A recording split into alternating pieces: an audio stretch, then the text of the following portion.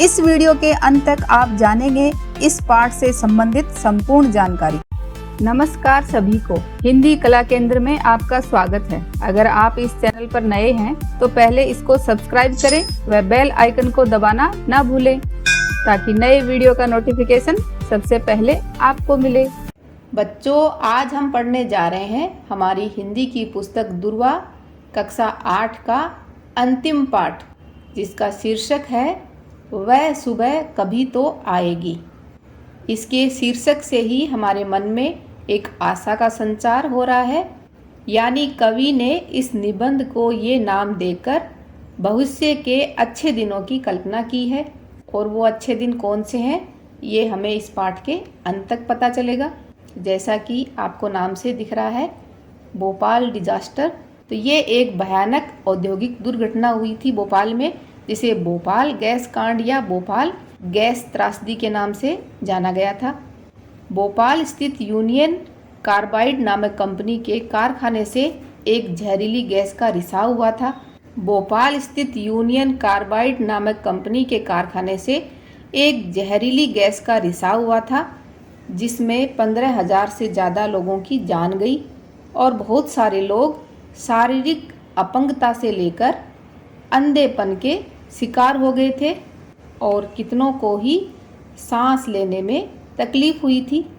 इसी दुर्घटना का एक भुक्तभोगी सलमा खुद व उसका परिवार रहा, जो अपनी आप बीती इस निबंध के माध्यम से हमें बता रही है कि इस दुर्घटना का लोगों के जीवन पर क्या प्रभाव पड़ा।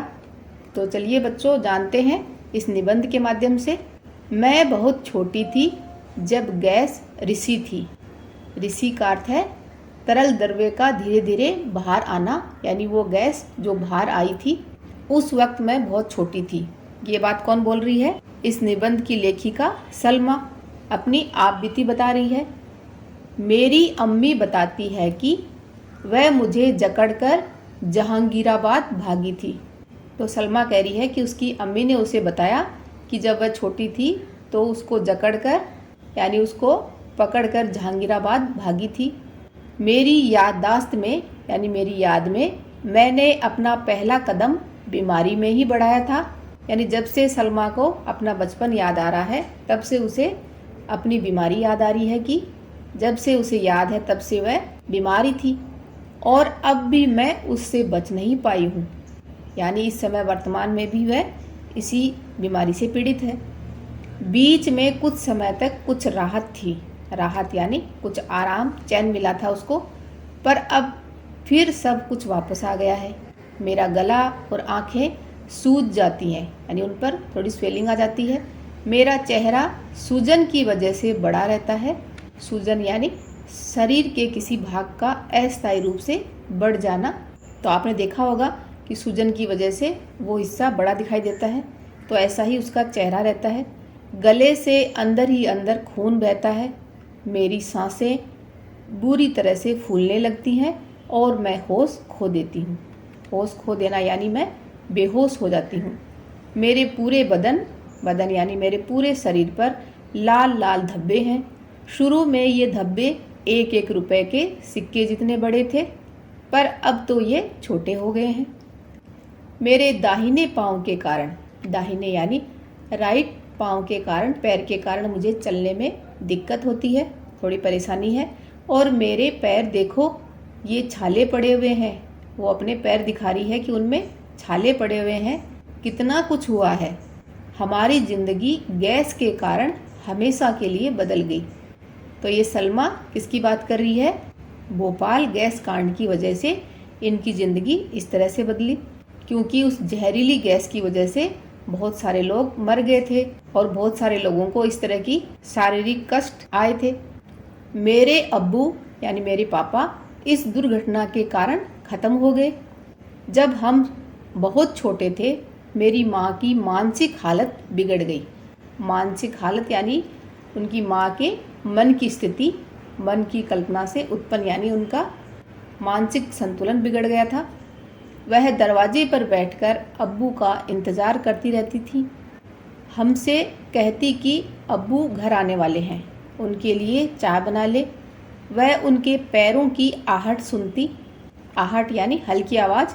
उनको ऐसे आभास होता जैसे वो चल के आ रहे हैं। तो जैसे ही वो उनके पैरों की आहट सुनती और चिल्लाकर कहती कि वे घर आ गए हैं।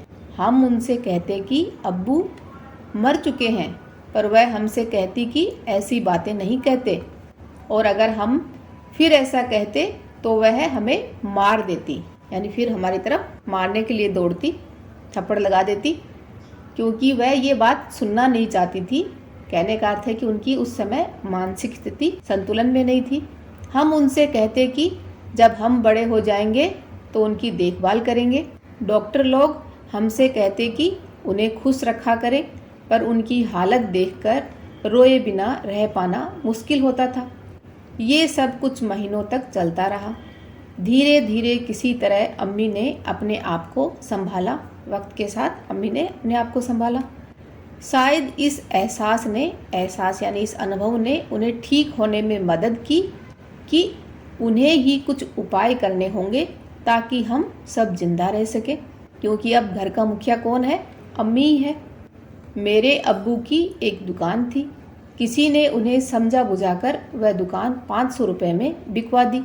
जब तक वह पैसा चला हमें खाने को मिला। फिर मेरी अम्मी कितनी जगहों पर गई, हर जान पहचान वाले के पास उधार मांगने। उन्हें दूसरों के लिए काम भी करना पड़ता। 30 पर का अर्थ है कि उसके उपरांत या इतना सब होने पर मेरी सेहत ने मेरी अम्मी से इतना खर्चा करवाया है। मैं हमेशा से ही बीमार हूँ। मेरी एक जुड़वा बहन है जो बिल्कुल ठीक है। मेरी अम्मी चिल्ला पड़ती थी कि वह मेरे इतने बीमार रहने और इतने पैसे खर्च करवाने से तंग आ गई हैं, क्योंकि एक तो घर में कोई काम करने वाला नहीं रहा, तो पैसे की तंगी पहले से ही थी, और फिर लेखिका की बीमारी की वजह से अम्मी कई बार चिल्ला पड़ती। एक बार की बात है, जब मैं बहुत बीमार थी, किसी ने मेरी अम्मी से कहा कि मुझे एक प्राइवेट डॉक्टर के पास ले जाएं। वह डॉक्टर अच्छा माना जाता है। मुझे नर्सिंग होम ले जाया गया। डॉक्टर ने उन्हें बताया कि मैं मरने ही वाली हूँ और मेरे इलाज के लिए सिर्फ नर्सिंग होम के बिस्तर का खर्चा ही 250 रुपये हर दिन का आएगा, इलाज का अलग। मेरी माँ ने उन्हें बताया कि हमारे पास इतने पैसे नहीं हैं। तब उसने कहा कि मुझे घर ले जाएं, पर वह नहीं मानी। मैं वहीं पड़ी रहती जब तक कि दोपहर को वह न आती। मुझे नहीं मालूम कि वह कहाँ से पैसे लाती, पर वह मेरे इलाज के लिए पैसे जुटा ही लेती। जुटाना का अर्थ है इकट्ठा करना, कि वो कैसे भी करके मेरे इलाज के लिए अम्मी पैसे ले ही आती। कैसे लाती वो लेखिका को नहीं पता। तो यहाँ पर लेखिका की माँ की ममता को दिखाया गया है कि वह किस तरह मेहनत करके अपने बच्चे के इलाज के लिए जैसे तैसे करके पैसे लाती थी। अब मैं आयुर्वेद की दवाइयाँ लेने लगी हूँ। आयुर्वेद भारतीय चिकित्सा शास्त्र से दवाइयाँ लेने लगी हूँ और उससे मुझे काफ़ी आराम है। मेरे पाँव के छाले सूख रहे हैं। पसलियों का दर्द चला गया है। पसलियाँ ये देखो, स्तनपायी जीवों की छाती के दोनों ओर की गोलाकार हड्डियों में से प्रत्येक हड्डी यानी रिब्स, ये देखो लाइट स्काई ब्लू कलर की जो है, इन सारी पसलियों का दर्द अब धीरे धीरे चला गया। चेहरे की सूजन, सिर दर्द, बदन दर्द और गले से खून बहना बंद हो गया है। अब मुझे पहली बार ऐसा लगने लगा है कि मैं ठीक हो सकती हूँ। मैं यह जानती हूँ कि अभी हमें बहुत दूर जाना है। मैं इतनी खुश रहती हूँ, मैं तो अब जीना चाहती हूँ। तो ये सारी बातें कौन कह रही है? सलमा कह रही है। अभी उसको भरोसा हो गया है कि अब वह ठीक हो सकती है, इसीलिए उसे अब आशा की किरण अपने जीवन में दिखाई दी है। तो देखा बच्चों, भोपाल गैस कांड यानी उस गैस की वजह से कितनी लोगों की ज़िंदगी पर असर आया, लेकिन सलमा ने अब हिम्मत नहीं हारी है। वह अपने जीवन में अब जीना चाहती है और खुश रहती है। बच्चों, इस पाठ के अभ्यास प्रश्नों को इसके भाग 2 में करेंगे। अगर हमारे वीडियो बन ही रहे हैं आपके फेवरेट, तो फिर क्यों ना करें इनको लाइक, सब्सक्राइब और रिकमेंड। हमें और बेहतर बनाने के लिए आप कर सकते हैं कमेंट। धन्यवाद।